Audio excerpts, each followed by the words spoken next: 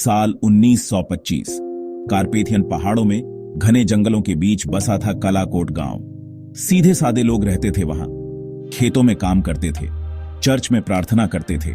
Church पुराना था, पत्थर काले हो गए थे। अंदर 12 घंटियां लटकी थीं, 12 घंटों के लिए। लेकिन एक और थी, 13वीं घंटी, परछाई में छिपी हुई, मना थी। किंवदंती थी कि यह नर्क से आई थी। एक तूफानी रात, हवा भयानक आवाज कर रही थी। बिजली चर्च पर गिरी, 13वीं घंटी बजी। एक अकेली उदास आवाज। सुबह हुई तो गांव वाले गायब थे, बिना निशान के गायब। गांव खामोश था, वीरान। बस हवा खाली गलियों से सरसरा रही थी। कलाकोट की कहानी शुरू हुई। एक भूतिया गांव, एक शैतानी घंटी में कैद, समय में खोया हुआ। 2025। एक सदी बीत गई। इंटरनेट पर भूली हुई कहानियों की चर्चा थी। एक फोरम पर कलाकोट की कहानी छा गई। टाइम ट्रैवलर 25 नाम के एक यूजर ने कहानी लिखी। उसने दावा किया कि उसने गांव ढूंढ लिया है। उसने अजीब घटनाओं की बात की, समय का उलटफेर, अतीत के दर्शन। फिर उसकी पोस्ट्स रुक गईं। 5 दोस्त रहस्य से आकर्षित होकर जांच करने का फैसला करते हैं। जेक, टेक का जानकार, मरिया, इतिहासकार, पीटर, जो सब पर शक करता है, क्लोई, जो एडवेंचर पसंद करती है, और डेविड, जिसका एक गहरा राज है। वे कारपेथियन की यात्रा करते हैं, टाइम ट्रैवलर 25 के क्लूज का पीछा करते हुए। उम्मीद और डर दोनों साथ साथ। उन्हें नहीं पता था कि उनका क्या इंतजार है। उन्हें कलाकोट एक अजीब सी खामोशी में डूबा मिला। हवा भारी थी, सन्नाटा खौफनाक था। गांव मानो समय में जम गया हो। इमारतें खड़ी थीं, पर जीर्ण शीर्ण। सामान ऐसे ही पड़ा था जैसे जल्दी में छोड़ दिया गया हो। चर्च गांव के बीचों बीच था। उसका काला पत्थर रोशनी सोख रहा था। बस टूटी खिड़कियों से हवा की सीटी बज रही थी। उनकी रीढ़ में सिहरन दौड़ गई, डर का एहसास। कोई उन्हें देख रहा था। वे आगे बढ़े। हर कदम पर उनकी रीढ़ में सिहरन दौड़ रही थी। सन्नाटा दम घोंट रहा था। बस उनके पैरों के नीचे पत्तों की आवाज आ रही थी। उन्हें किसी की मौजूदगी का एहसास हुआ। अनदेखी निगाहें उनकी हरकत पर नजर रखे थीं। चर्च के पास पहुंचते ही हवा ठंडी हो गई। उन्हें एक अजीब सी घबराहट हुई। हकीकत बदल गई। चर्च की घड़ी, जो एक सदी से रुकी हुई थी, अचानक चलने लगी, पर उसकी सुइयां उल्टी चल रही थीं। समय पीछे जा रहा था। दोस्तों ने एक दूसरे को घबराहट से देखा। यह कोई मामूली गांव नहीं था, कुछ बहुत गड़बड़ थी। चर्च के पास यह एहसास सबसे ज्यादा था, मानो समय खुद उलझ रहा हो। उनके विचार धुंधले हो रहे थे, यादें टिमटिमा रही थीं, साफ और असली। क्या ये वहम थे, या अतीत की गूंज जो आजाद होना चाहती थी? परछाई से एक बूढ़ा आदमी निकला। उसकी आंखें दूधिया सफेद थीं, फिर भी वो सब कुछ देख पा रहा था।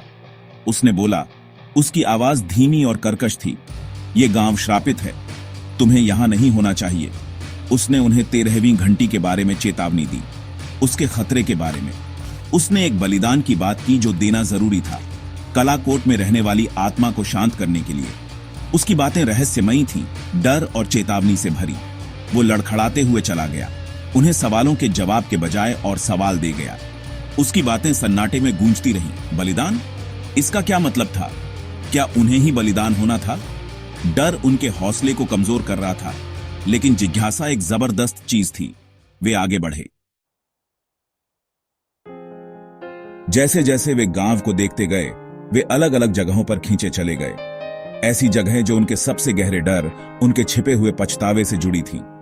जेक खुद को एक पुरानी वर्कशॉप में पाता है। औजार बिखरे पड़े थे, जैसे काम करने वाला अभी अभी गया हो। उसे लगाव महसूस हुआ, अपनापन। उसने पिछले जन्म की झलकियां देखी। एक जिंदगी जो एक दुखद हादसे में खत्म हो गई। मरिया एक छोटी सी झोपड़ी की तरफ खींची चली गई। अंदर बच्चों के खिलौने फर्श पर बिखरे पड़े थे। दुख की लहर उस पर छा गई। उसने उस जिंदगी की झलक देखी जो उसकी हो सकती थी। एक परिवार जो एक भयंकर आग में बिखर गया। एक एक करके बाकी लोगों ने भी यही अजीब घटना देखी। पीटर, जो सब पर शक करता था, सबसे ज्यादा हिल गया। वो जो तर्क और कारण पर विश्वास करता था, अपने पिछले पापों के निर्विवाद सच का सामना कर रहा था। वे सिर्फ खोजी नहीं थे, वे कलाकोट से ऐसे जुड़े थे जैसे उन्होंने कभी सोचा भी नहीं था। उनके सपने एक ही शक्ल से सताए जाने लगे। सफेद कपड़े पहने एक औरत जिसका चेहरा परछाई में ढका था, वो उन्हें बुलाती थी। उसकी आवाज एक उदास फुसफुसाहट थी। वो एक टूटे हुए वादे की बात करती थी, एक विश्वासघात जिसने गांव की शांति को चकनाचूर कर दिया था। वो उनसे उस गलती को सुधारने के लिए विनती करती थी, श्राप को तोड़ने के लिए। उसकी विनती में एक भयानक बेबसी थी। हर सुबह वे एक अपशकुन के साथ जागते थे। औरत की विनती उनके दिमाग में रहती थी। उसकी बेबसी संक्रामक थी, उन्हें उसकी मदद करनी थी, लेकिन कैसे? उन्हें सच्चाई का एहसास हुआ। वे एक टाइम लूप में फंस गए थे, एक ही दिन बार बार जी रहे थे। गांव एक जेल थी और वे उसके अनजाने कैदी थे। 13वीं घंटी उनके बचने की कुंजी थी, लेकिन किस कीमत पर? बूढ़े आदमी के शब्द उनके दिमाग में गूंज रहे थे, एक बलिदान देना होगा। उनके पास समय कम था। लूप रीसेट हो रहा था, हर साइकिल पिछले वाले से तेज। अतीत, वर्तमान और भविष्य के बीच की सीमाएं धुंधली हो गईं। वे अपने बुरे सपने जी रहे थे और हकीकत और वहम के बीच की रेखा मिट गई थी। 13वां घंटा करीब आ रहा था। हवा में ऊर्जा कड़कड़ा रही थी। चर्च की घंटी बजने लगी, एक गहरी गूंजती आवाज जो उनकी आत्मा को कंपा रही थी। वे चर्च में इकट्ठा हुए, किसी अनदेखी शक्ति द्वारा खींचे गए। सफेद कपड़ों वाली औरत उनके सामने प्रकट हुई। उसका चेहरा आखिरकार दिखाई दिया। ये मरिया थी, या यूं कहें उसकी आत्मा की एक झलक। उसने घंटी की तरफ इशारा किया। तुम में से किसी एक को रुकना होगा, किसी एक को मेरी जगह लेनी होगी, तभी ये लूप टूटेगा। उनके दिल डर से भर गए। बलिदान कौन होगा? क्या वे इस बुरे सपने को हमेशा के लिए जीने के लिए अभिशप्त थे? एक संघर्ष शुरू हुआ, इल्जाम लगे, राज खुल गए। इस अफरा तफरी में डेविड, जिसका चेहरा डर और राहत के अजीब मिश्रण से भरा था, खुद को घंटी की तरफ झोंक दिया। जैसे ही वो अपने झूले के सबसे ऊंचे बिंदु पर पहुंची, उसकी चीख की आवाज घंटी की बहरी आवाज से दब गई, क्योंकि जैसे ही घंटी उसे लगी, वह उसे घंटी से दूर और टाइम लूप से बाहर फेंक दिया। बाकी बचे हुए लोग खुद को पहाड़ी रास्ते पर वापस पाते हैं। कलाकोट गांव गायब हो गया था। वे सुरक्षित थे, लेकिन डेविड चला गया था, समय में खो गया, या शायद वो मौत से भी बदतर किस्मत से आजाद हो गया। कलाकोट का रहस्य बना रहा, समय की परछाइयों में छिपे राजों की एक भयानक याद, और उनकी रक्षा के लिए कुछ लोगों को चुकाई जाने वाली कीमत।